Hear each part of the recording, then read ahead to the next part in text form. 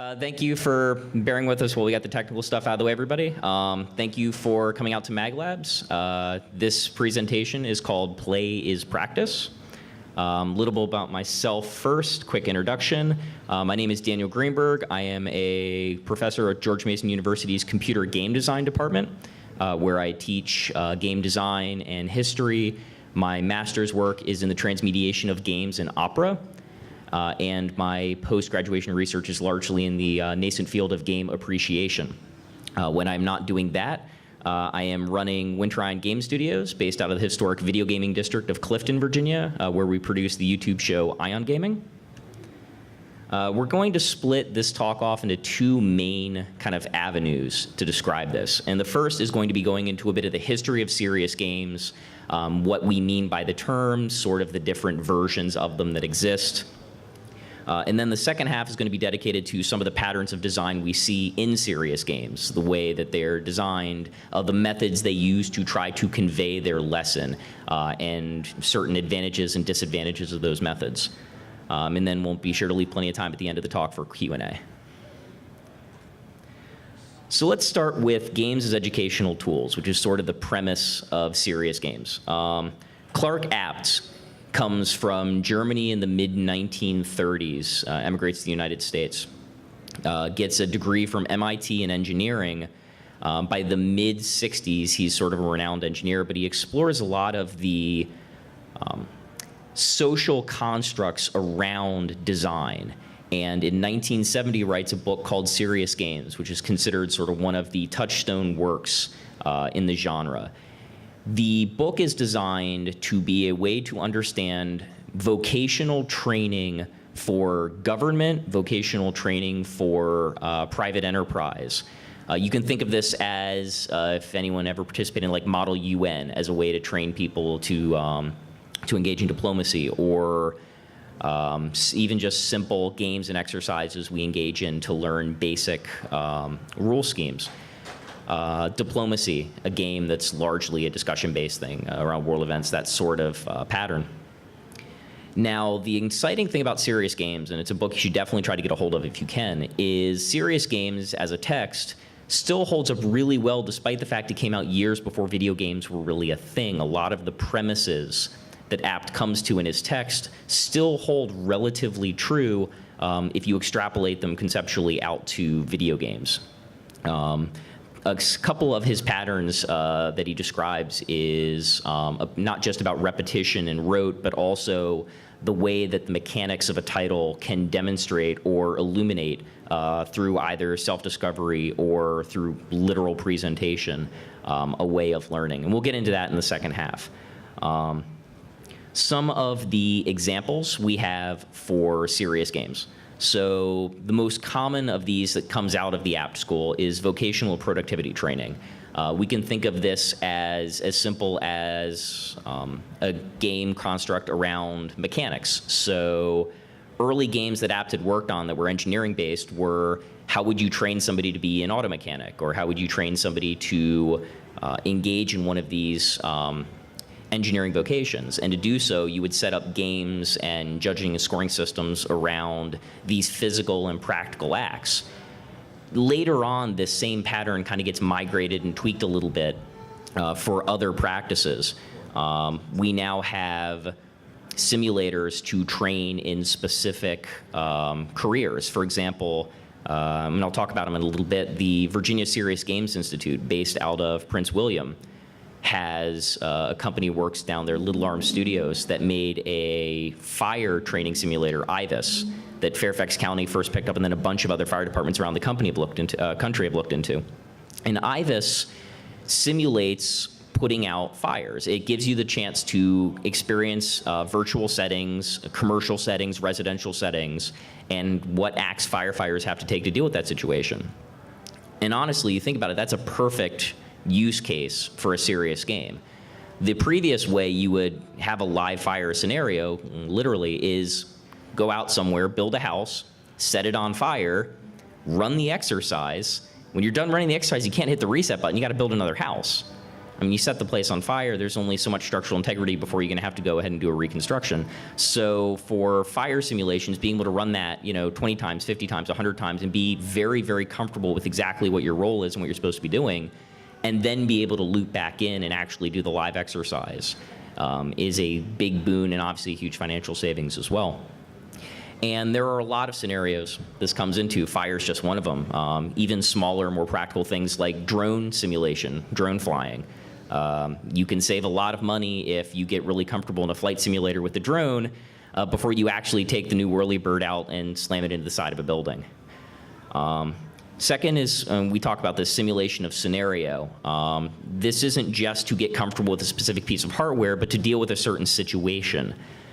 If you remember the situation that the State Department had with the Benghazi issue some years back in Libya, the State Department is now investigating virtual reality training for people that are working at embassies across the world so that they have a very thorough understanding of their location and where they're going to be, and if there is an evac scenario, or where do they go to gather everybody up, and where should they be going with the extraction points, or where do they need to position themselves if it's a lockdown of some kind.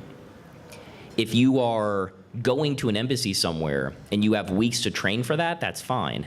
But if you go to an embassy and there's an incident 2 or 3 days after you're assigned there, you may not be comfortable, you may not be able to react to the situation. So being trained in advance in a virtual environment that gives you a clear understanding of where you're going to be, by the time you get there, you're much better prepared for the situation if it does unfortunately arise.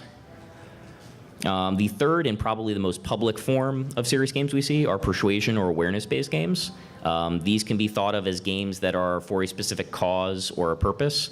These tend to be a little more public because by their very nature, they are designed to try to turn or illuminate the public's opinion about a certain topic. Games for Change is a large organization that works primarily in this sphere. You may have heard of Darfur is Dying. It's a famous game in this realm that was meant to sort of illuminate that specific issue and to help bring some sort of benefit to the cause. Health and Fitness, another example of a serious game, a way to sort of gamify what is typically something that we have to kind of push ourselves to do, which is to deal with certain health-related scenarios. But it's not just as simple as, say, Wii Fit. For example, when soldiers come back and have PTSD, we have haptic feedback games in order to perform simple or kind of rote tasks to get comfortable doing those things again. For example, operating equipment in a kitchen.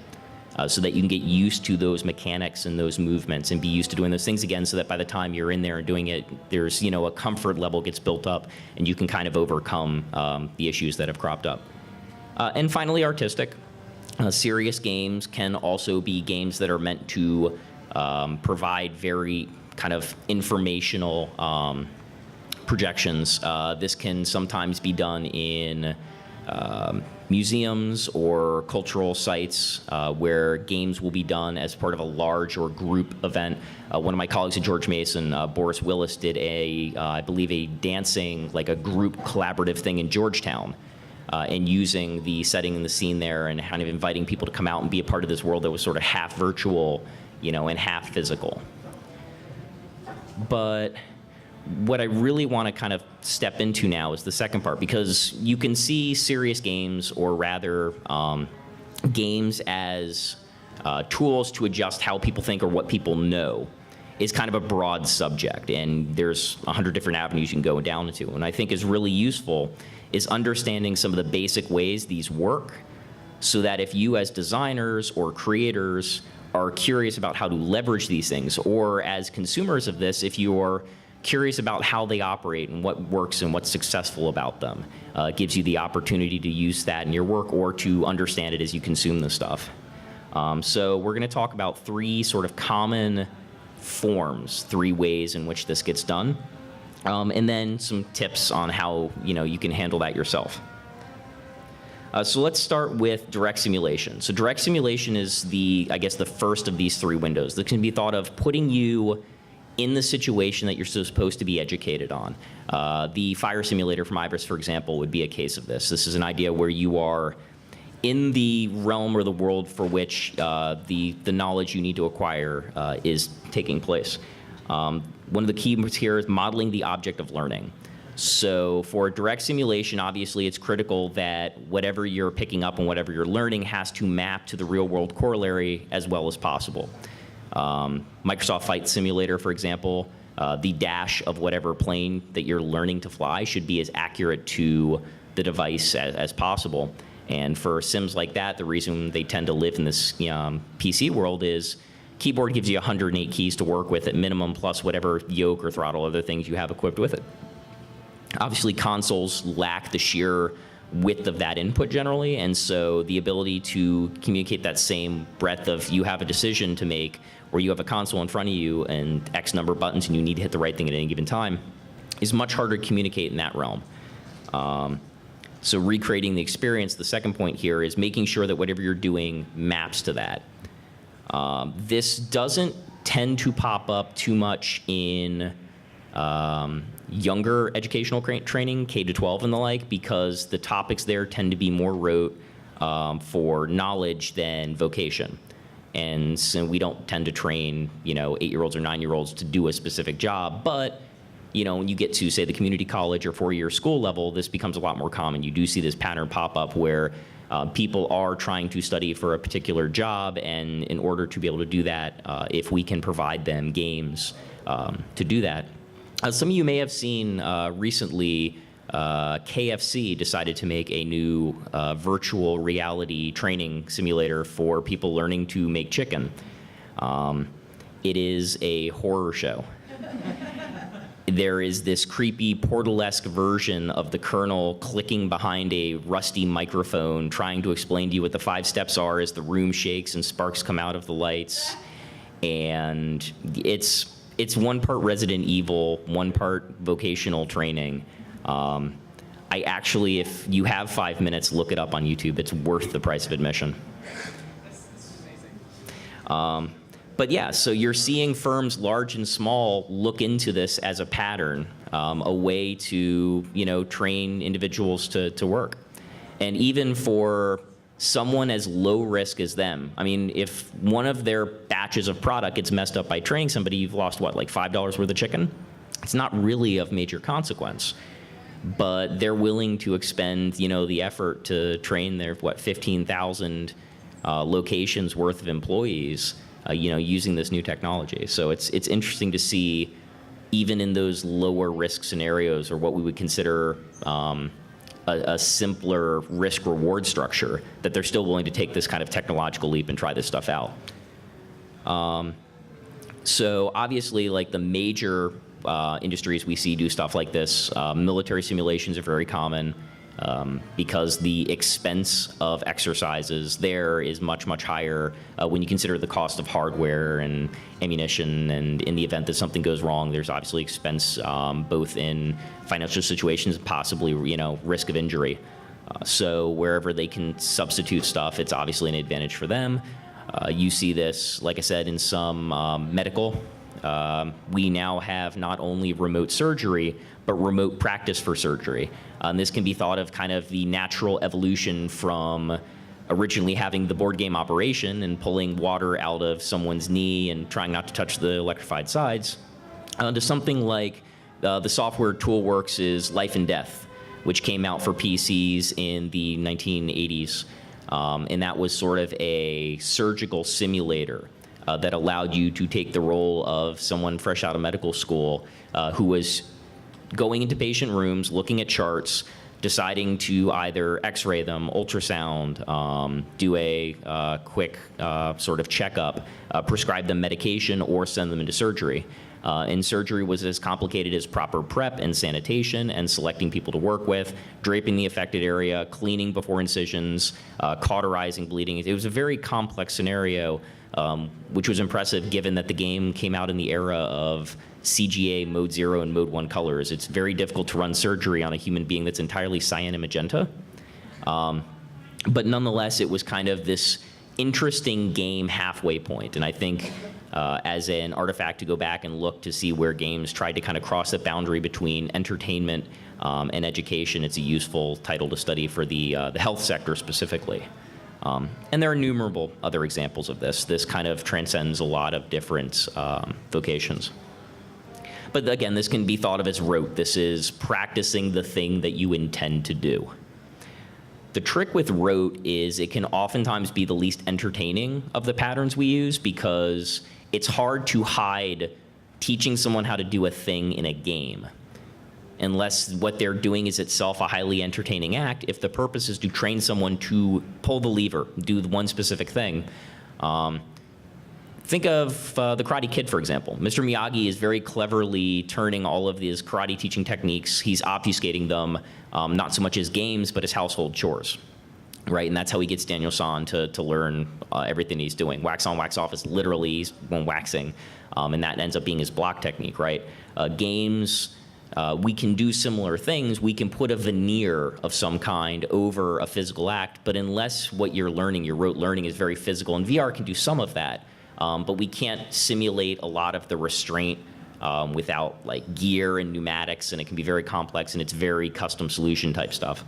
So generally speaking, these can be the least entertaining of the three, if only because we have to kind of show you what's actually happening in order for you to learn the thing. The second pattern can be thought of as cognitive skill development. These are games in which the intention is to activate a certain part of the brain or a certain practical cognitive skill in order to practice and build up that specific task. You can think of flashcards as an extremely rudimentary version of this. The idea is that by going through this training, you eventually develop bigger and wider patterns that allow you to then react to other scenarios that work on this same thought. There are games, brain age type games that work on this premise. There are studies that show this has limited success. We talked about this a bit in January, but cognitive skill development does activate parts of the brain, and there are a lot of studies from APA journals that show students that, for example, like play 15 minutes of Tetris and then take a spatial reasoning test do better than students that don't play Tetris for 15 minutes and then take a spatial reasoning test. That's not to say that constantly playing Tetris every day is going to necessarily make you much better at that spatial awareness long term, but the fact that your brain had 15 minutes to warm up that specific knowledge center meant that by the time you were being tested on it, you were probably a little more acute in that department. Short-term benefits pretty well cataloged, long-term not so much, which makes this a little less effective for vocational training. When you think about it, if the idea is to teach someone to be able to do something on a day-to-day basis, the cognitive skill development thing doesn't quite work out the same. And Apt in his book notes that this isn't really the pattern he goes and uses. For him, he gets a little more into the third pattern, which we'll discuss in a minute. But there are advantages to this. If we consider that we can, through gaming, activate some parts of somebody's mind and sort of channel them, you can almost think of this as like warm-up exercises and aerobics for thought processes, essentially. And this can afford us the opportunity, for example, if we want a game to be particularly empathetic towards a cause, we might spend some time early in the experience warming somebody up to these sort of thoughts or these, emotional responses so that these parts of the brain are light and active by the time we get our message across. Likewise, if we're trying to teach somebody how to do a specific logistical task that involves a lot of like number crunching and data analysis, it might help to warm them up with 10 to 15 minutes of just mathematical exercises so that by the time we get into the training part, their brain's not struggling with the addition, subtraction, division, whatever. They're comfortable, they've been doing that for a while. They can focus on the other part of the lesson plan. This is sort of extrapolating through learned patterns. And the idea is that obviously exercise for the mind, just like exercise for the body, can have short and long-term benefits. The key here is it's very hard to target that to a specific thing. We're comfortable doing that in like simple logic patterns and math puzzles and spatial reasonings. We have categories for this stuff, but it tends to be very numeric in size and scale, so it can be tricky for us to come up with ways to extrapolate this towards the humanities, towards the arts.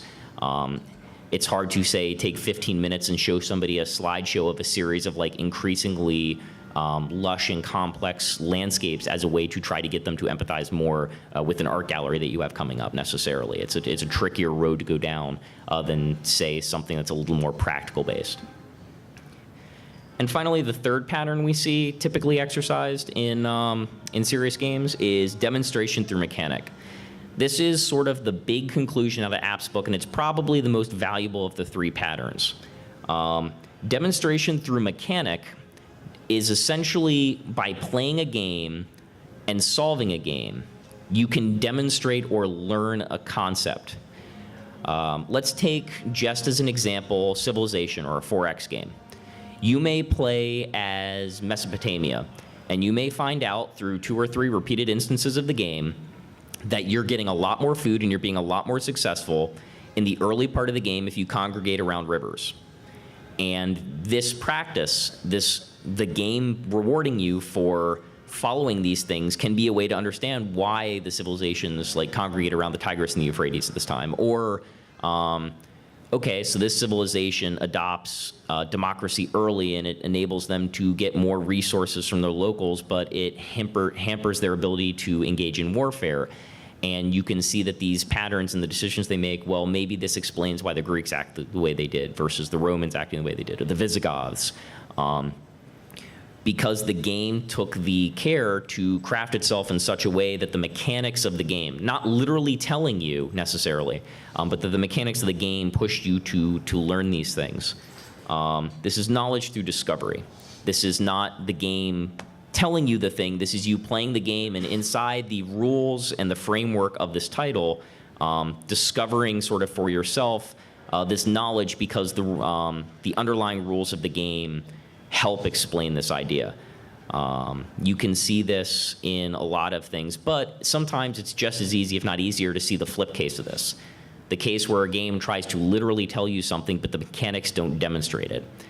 Monopoly, for example, there are thousands of versions of Monopoly. If you play War of 1812 Monopoly, you may eventually memorize a couple words related to the War of 1812 because, oh, well, you know, they substituted Park Place and Boardwalk with the names of ships, for example.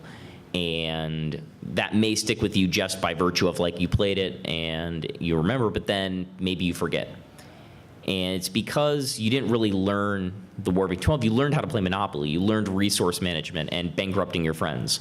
You didn't learn those ideas in the War of 1812. It would have been a lot more effective to play something that demonstrated the need to, like, you know, feather touch and deal with diplomacy and how to get people to respond to certain scenarios so that they would cooperate with you, and then how to engage in some manner of conventional fighting, but then some guerrilla fighting because you have the advantage of terrain in the Atlantic Ocean, and so on and so forth. It's an indirect method. This is not literally telling somebody how to do something. This is crafting an entertaining experience in such a way that, because the person is attached to this, that they want to take in this particular media, they discover through playing this media the topic or concept you want them to learn. This tends to be the most effective way we have right now of making serious games. People tend to be far more responsive to learning something if they discover it through play than if they're told it by the game. There is a really great serious game to explain the difficulty of poverty in the United States. I believe it goes by the name of Spend. Spend is a game that gives you just a handful of money, not a lot. You just get a small amount of money and you have to survive an entire month. It asks you questions like, do you want to go to urgent care or you hurt yourself? Or do you want to take the bus to work today or do you want to walk? The electricity is out. Do you want to pay your electrical bill? And these are very, very difficult questions to answer, even though the game itself is kind of a simplistic take on sort of a choose-your-own-adventure almost. It's slightly more complicated to remember some variables in the back end, but it's very easy to lose in the game, and there are a lot of different ways you can. And because it is so difficult, because it is so unpredictable, and perhaps most importantly, because the game doesn't have meters and bars showing you like your health and your luck or the likelihood of something failing or succeeding, it obfuscates those things and forces you to work on your gut decisions. It does a very good job of demonstrating just how difficult it can be to, say, live on the minimum wage. Because by doing what it does, it effectively puts you in that scenario and challenges you to try to deal with it. And through multiple efforts of failure, you pick up, oh, okay, the lesson that's being communicated here is it's actually really hard to live on a few $100 a month. I get it. You know, it clicks at that point. The purpose here is experience. Experience is what gives you the ability to try this stuff out and understand the elegance behind it. And there are sort of simpler and more lighthearted examples of the same thing. Who here's played Kerbal Space Program? Right? So Kerbal Space Program isn't necessarily something that's training you to go work for NASA. But on the flip side, what may seem to some people on the outside to be a very simple and understood thing, oh, well, it's just rocket science. That's not complicated. You know, it's going through the effort of trying and trying and trying and all these iterations and then sort of the joy of succeeding in this experience. It can be very hard to explain to somebody in 2017 how excited people were in the 1960s to actually succeed in, you know, this endeavor, to get satellites up and running and to hear Sputnik ping, or to have Laika up there, or to finally land on the moon, unless they've gone through the trials and tribulations of trying to do so themselves. And now Kerbal Space Program is extremely lighthearted, and those little dudes are adorable, but going through this process gives you this window into what it might have been like, you know, emotionally, to go through that roller coaster of finally succeeding in that task. So in that way, it's a great demonstrator of the space race. We actually recreated a space race on campus. We had some students that had never played Kerbal Space Program before. They all agreed. None of them were going to go online and look up any strategies, any tips, nothing. They were all going to play this blind. It would be first one to successfully launch, first one to put a satellite, first one to reach the moon, and so forth. And they took to it wholeheartedly, and there was a lot of homework that didn't get turned in because they were glued to Kerbal Space Program.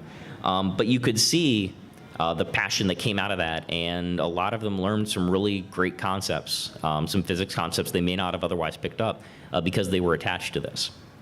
So again, experience is the point here. Consuming a product that isn't necessarily pointed to do the thing, it may be subvertively doing that. Tends to be the most effective because it's very easy to make an engaging experience and hide the lesson in the mechanics than it is to try to push the lesson up front. It may not necessarily be appropriate for vocational training, but it's great for education. So vocational training, as you can imagine, if I go to a major company that has 1,000 employees and they want a vocational training tool to teach their employees how to do X thing, and I say, well, you know, the thing you're having them do is actually super similar to this thing in Grand Theft Auto 5. You should probably just get copies of GTA 5, have them play this thing, and they'll get really comfortable with that. Or another one of these contractors in DC can go in and say, we'll make you a custom piece of software to learn this specific task. They're way more likely, unfortunately, you know, for their budgets, to go with the custom software to pick up the thing because it feels more professional. It's harder to convince people necessarily to use games in this situation.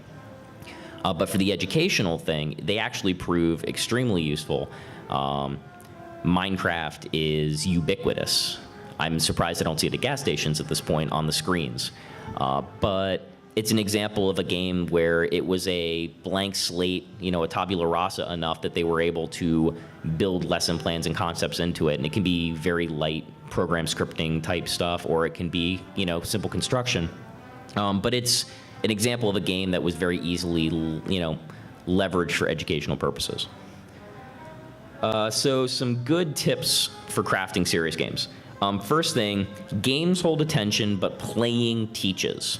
So Apt discovers in his book very quickly that all of his students and all the different, you know, realms he works with politicians, he works with the military, he works with businesses, he works in education. And in all of these patterns, he discovers, with very little exception, it's very easy to hold somebody's attention with a game. But a game does not necessarily by itself teach anything. The act of play tends to teach. And this is a good thing and a bad thing. It means that you don't have to have the message up front. The message or the thing that you want to teach can be buried in the title, and you can sort of effectively bring people in and then have them learn something discreetly. The trick is, as a game designer, that puts a lot of responsibility on you, because what lesson are you teaching? If you make a game that's designed to teach altruism, But it turns out the best way to win is to screw with other people and not to help other people, just because that's the way your mechanics work out and you didn't notice, if you play this card and this card in combination, like you can gain $500 and everybody else loses $250 just because of the way the cards are worded and you weren't thinking about it at the time. Oh no, this is the new meta and this is how everyone's playing this game and all this thing has turned so cutthroat and we weren't expecting it, but there it is. So you have to, as a designer, there's a lot of responsibility to make sure through iteration, through playthrough, through Q&A, even if you do automation testing and run 10,000 simulations of your game and identify that people are 62% likely to win if they play this, highly negative card, well, maybe that card needs to be removed from the game. Or maybe you need to take one of these highly positive cards and ramp up its effectiveness in order to convert the overall message that the game's trying to communicate. You can manipulate these things as a designer in such a way that you have control over the message that's kind of under the surface of the title that you're creating. One of my favorite examples of this is not so much a serious game, but it uses serious games techniques. And that is Sentinels of the Multiverse, which is a cooperative, superhero-themed card game made by Greater Than Games. Now, Sentinels of the Multiverse has people collaboratively select superheroes from a list that they can play as, and they're all pre-constructed decks. And once they've all selected a hero they want, they select a villain from a series of villains. The villains are driven by a very rudimentary AI that's built into their deck. No one has to play them. And then an environment deck that functions as kind of wild or random events. You can think of this as like community chess or chance. The Sentinels of the Multiverse game is mathematically constructed so that when you play, the villains tend to gain an advantage early, and over time, the humans tend to come back and win. In roughly 25,000 executions of the game, humans have like something close to a 70% win rate in Sentinels of the Multiverse, which is pretty high. It's not so high that you don't feel like it's a guarantee you're going to win, so there's a little bit of tension, enough to make the game interesting, but not so much that it's a flip of the coin. When you think about it, if everybody at the table is working against the game, obviously you don't necessarily want the game to win more often than the players unless you think this specific task is looking for a challenge. But more importantly, when you think about the arcs of comic book storylines, the arc in the narrative tends to be give the villain an advantage, an advantage to create tension, build that up to a level of concern, some sort of flashpoint, and then the heroes sort of heroically come back. And if that's sort of the pattern of the game and the mechanics follow that pattern, then the takeaway that the players have playing that game is very similar to the takeaway they would have had consuming the media in some other form, is they get that sense of like, oh, it was really bad, we had our backs to the wall, but we all worked together and we beat it. And you can take this idea, and that can be extrapolated to anything else very effectively. If you're working on, say, corporate training for getting people to work in groups with a project manager and a business analyst and application engineers and quality assurance personnel, and they all have to work collaboratively to produce a software of some kind. You can use the same pattern of, oh no, like early on the bugs are cropping up and there are deadlines that are like, bearing down on you and there's financial difficulties. But if the mechanics of the training simulator are such that people through correct actions and teamwork can kind of overcome those things, and that's the idea that you're trying to teach them, same thing holds in either case. The second one is what I was talking about with Monopoly. The paint is rarely the lesson.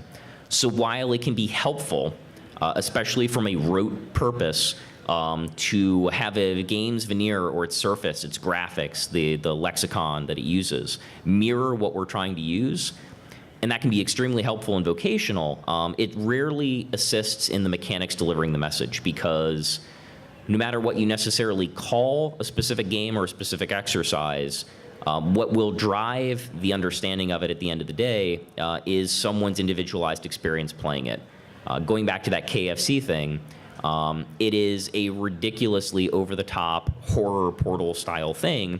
But if you imagine this from a VR perspective, if the only thing the person remembers doing is going through the simulator and it's okay, 1 potato, 2 potato, 3 potato, and they're sitting there and they're using this exact motion in VR and they're getting very comfortable with the sifting motion. Well, when they go back to the breading machine with all that chicken and they've got a lot of practice using this exact motion, well, then they're going to go into the, the breadcrumbs and they're going to do the exact same motion. And so while the application on the front end might be ridiculous and over the top, and then perhaps, that's to KFC's advantage because it seems a far enough removed thing from the, the monotony of the experience. As long as the mechanical, movements that are being trained, in order to succeed in this game, you have to move specific ways with the wands. If those movements are dead ringers for the movements you're going to be making once you're actually in the restaurant cooking for it, then it's doing its job. And then it doesn't hurt to bring in subject matter experts. So as game designers go, it's very rare to find somebody who is an effective game designer who also happens to be a subject matter expert in a field that your serious game is being produced for. If you are making sort of an aviation training simulator, you're going to want people who have worked in aviation to come in and explain to you exactly how the physics of X, Y, or Z should work, or where things should be on consoles, or little idiosyncrasies with certain models of planes that may pop up that you don't know because all you have is the technical manuals for those planes. You don't necessarily have the little details that come from that real-world experience. This does not hurt in health. This does not hurt in engineering. Certainly in education. Teachers are very good at telling you what will and won't hold kids' attention, or what lessons will or won't go over the heads of students in their specific district or their specific state. Obviously, we have the ability to tailor experiences for a lot of different environments. You may have accessibility needs for certain audiences that you can account for if you have a subject matter expert that can explain things. Maybe your experience is perfect, like you think you've got it locked in. But then you take it to an accessibility specialist and they point out that you've made red and green your two main colors for the user interface. And that's going to be a major problem because almost 10% of the male students in their particular category are going to suffer from, red-green color blindness. And so, hey, can we tweak the UI to do this or that? It never hurts to have people who are in the know provide information for you as a designer to kind of cover your bases and ensure that whatever message is packaged in your game can be consumed by the intended audience. With that, I wanted to leave plenty of time here for Q&A because this is a subject that can be very broad. Serious games are a wide enough spectrum that there are questions that can arise about not only sort of what games we make, but the process in which we make them and how we put messages in them. So with that, let me just go ahead and open up the floor and start taking questions. Yeah.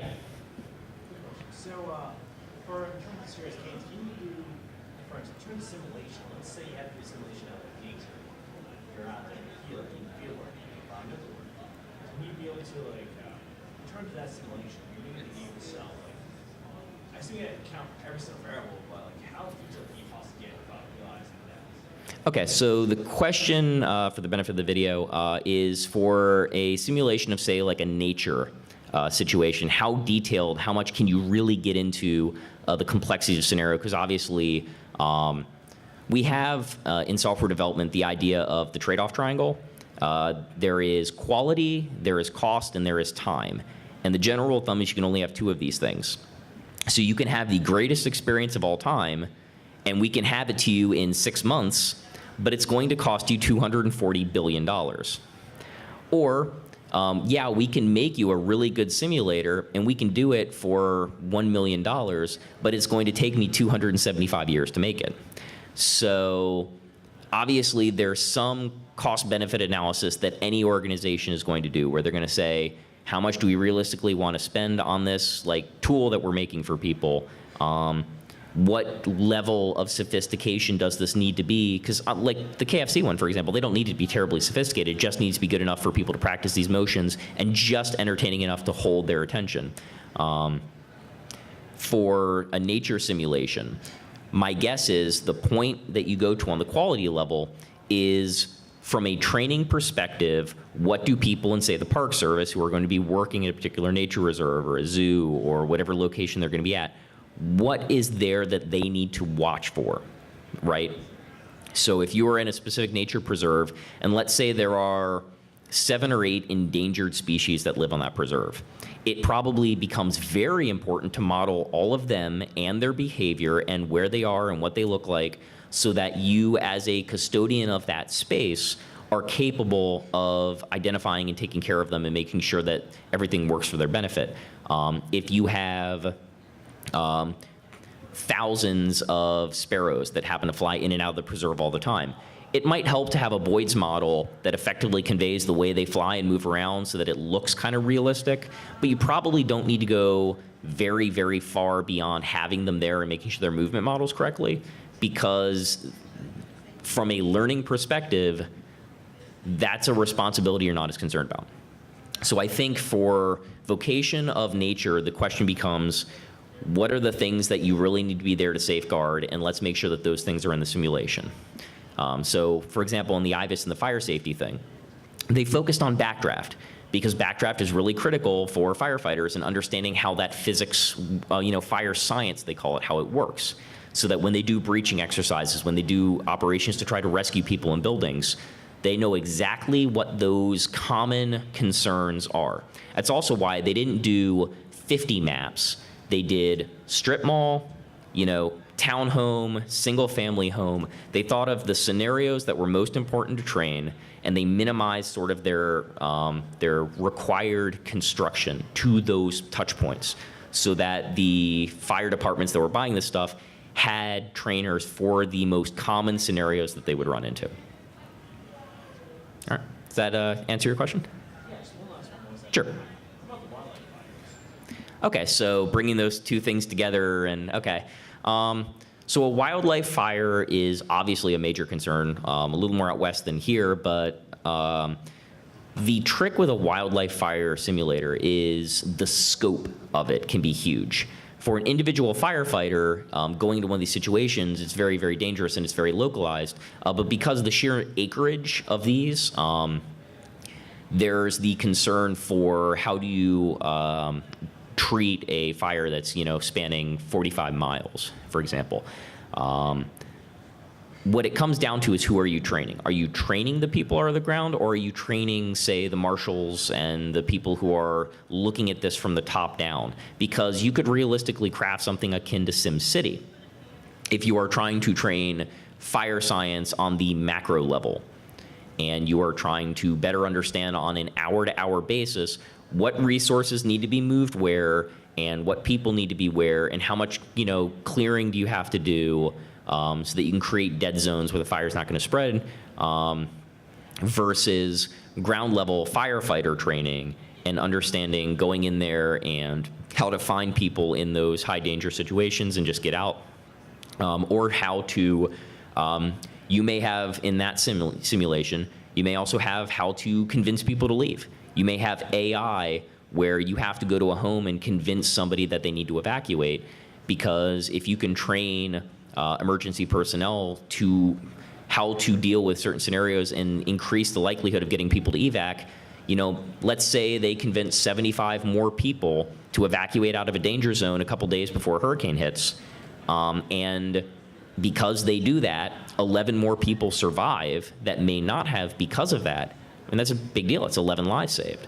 And it's a numbers game at that point. But again, when you are trained to do a job better and you've had the chance before an exercise to go through this repetitive action, regardless of the vocation, it can prove to be a very valuable trainer.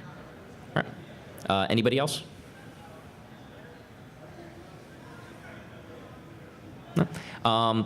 A couple other scenarios I wanted to mention while we're kind of talking about this.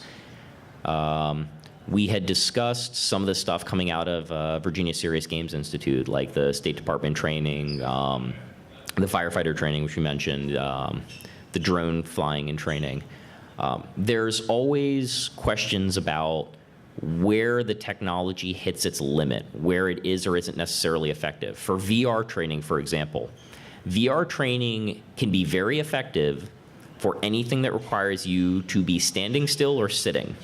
It is much harder to do effective VR training when you are moving, because in order to simulate the proper sensation in the lower body, you have to have this rather complex rig, or you have to be standing on a treadmill or suspended in such a way that your motions in your lower half kind of mirror what you're going to be doing. And even then, because it's a slightly more complicated attempt to simulate this, it's not necessarily quite as accurate, and that can create muscle memory issues. So for training simulators, it can be really, really helpful to have, say, somebody doing training in a pilot seat, or somebody doing training where they're going to be standing up and performing some particular task while they're on their feet. But if you ask somebody to do something where they'd be constantly moving around, it can prove rather difficult. There are some VR kits that are being explored that are wireless. Modal Vr, Nolan Bushnell, the Atari, former founder of Atari, is working with a group called Modal Vr to produce virtual reality kits that are completely freeform. Now, their current pattern on that is setting up a number of markers around a large open area. And once those markers are configured, and it takes roughly 20 or 30 minutes to configure those markers, then you can put somebody in a large open virtualized environment, and they are completely freeform. Their demo that they have right now is two people standing on adjacent skyscrapers throwing lightning bolts at each other, which is a fun lark, obviously. But one can imagine you can take the same open world simulation, and now if you're talking about having 100 yards of free roam in any direction and no restraints on the lower body, VR's training opportunities go up. There's a little bit of complexity in that you have the hardware that you're carrying with you, but the advantage on the other side of that could be, yeah, you may have all that equipment with you, but let's say what you're training is a training situation that has a large amount of personal encumbrance to begin with. Well, maybe this becomes a really effective vehicle for this, say a triage situation. You can simulate an extremely hectic environment, dust and gunfire and other situations, and your big empty field might have virtual bodies, and you may have to run over to 1, 2, 3, 4. And because you can simulate hundreds of different potential injuries, a triage technician, a doctor, a medic, can run in, look at a situation, assess what it is, choose a course of action, and run to the next individual and do the same. And it can practice you for these rapid-fire diagnoses and working with limited resources in a way that being out in a relaxed open field in the real world may not put the necessary stress on you, even though you may practice doing the rapid diagnosis part. You're doing so perhaps under unrealistically ideal conditions. So there's lots of different ways we can go about taking serious games into different directions, because they afford us the opportunity to, again, use mechanics to teach something, but bury those mechanics in some sort of aesthetic that may prevent them from feeling more like essentially glorified textbooks. All right? Yeah. Was that doesn't think with, I understand there's different VR silly things like Microsoft HoloLens. Right. So you take a still image, nice and still image, you're taking like a gear, the things that you display VR, the way you look at the area itself, as you're looking outside, real world. Sure. Display VR. Okay, so the question is on Microsoft HoloLens. Microsoft HoloLens is what we would call augmented reality, or AR. This is, as opposed to VR, which encapsulates us in a world of simulation, AR provides objects in that world that is otherwise static. So, for example, augmented reality for logistics companies.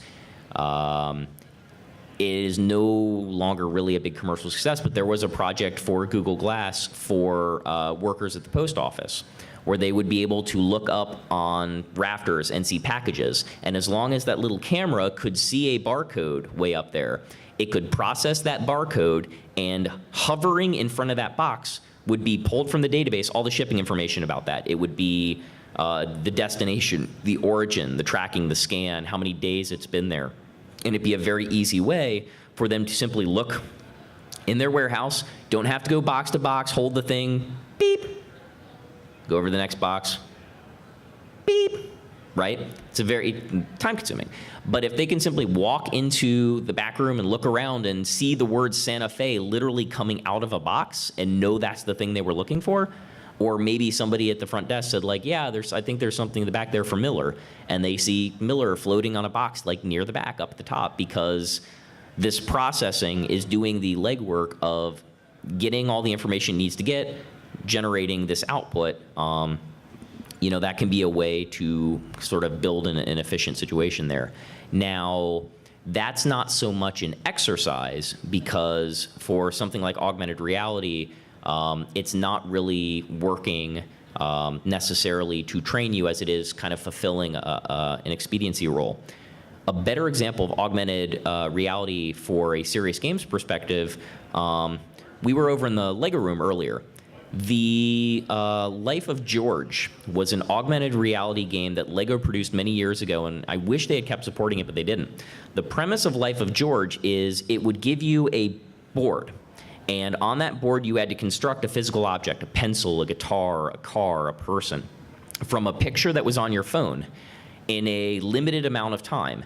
And you had all the bricks that it would give you. You would take the bricks, you would build them in a specific way, you'd set them on the board, and you would hold your phone over the bricks, and it would analyze it and check, and it would give you a score based on accuracy, a score based on speed, etc. But here was something that was essentially functioning as an AR game to get people to process images and rebuild really quick. And when we go to our patterns here, that can be really thought of as an effective brain training for identifying and building. Because obviously with Legos, you can go through the instruction kits and it's like 35, 38, 40 fun steps. But this is kind of a neat, different case. This is, let's see how quickly you can identify a certain pattern and build it.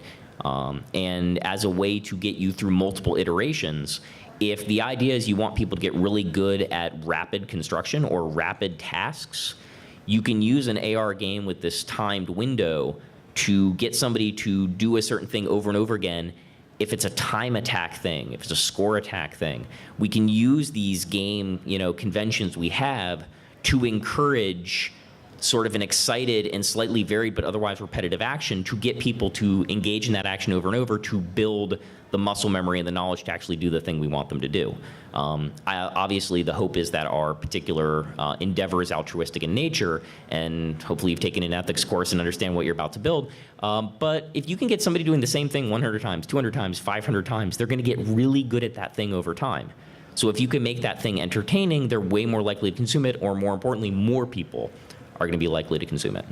And that goes for AR as well as it goes for really any other technology in the sphere. Anybody else? No? What are you up to later tonight? What am I up to later tonight? I had friends who were nice enough to go to Gen Con and get me a advanced copy of Bob Ross's Art of Chill, which is a board game that is not yet out, but 2 to 4 people compete to be the most relaxed person,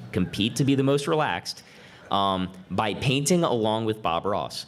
This includes paints and brushes, palette knife, 1-inch brush, 2-inch brush. It's got all the same paint names: alizarin crimson, Van Dyke brown, sap green. And there's this adorable little slider that's like Bob Ross's picture, and it slowly moves across the painting on the easel that you're working on every time you roll the die and Bob's face comes up. And the idea is that when Bob finishes the painting, you discard that card and put a brand new painting. And they all have these different paintings he had done over the many years of the joy of painting. And you would put a new one up and you'd play it. And it's very much kind of this relaxed, semi-competitive type board game. But it doesn't come out until October, so my intention is to try to enjoy it while I've got the opportunity. Other than that, probably the rest of this weekend is going to be devoted to producing more Ion Gaming episodes for YouTube. And I teach right now. I've got game students on Monday and Tuesday night, so I got to make sure they're all set to go for their week's lessons. George Mason University. Okay, I'm apparently not sharp enough at the moment to jump in there with you. I'm very interested in the topic you're talking about. I'm going to make a habit of hanging around in the middle of the night and talking philosophy with whoever hangs around with me. Have you met Chris Hazard? Yeah, I know Dr. Hazard. Yeah, okay. He's my favorite partner in crime for that. Me and him will get together and dig into game design and concepts and things, and we just, freeform it.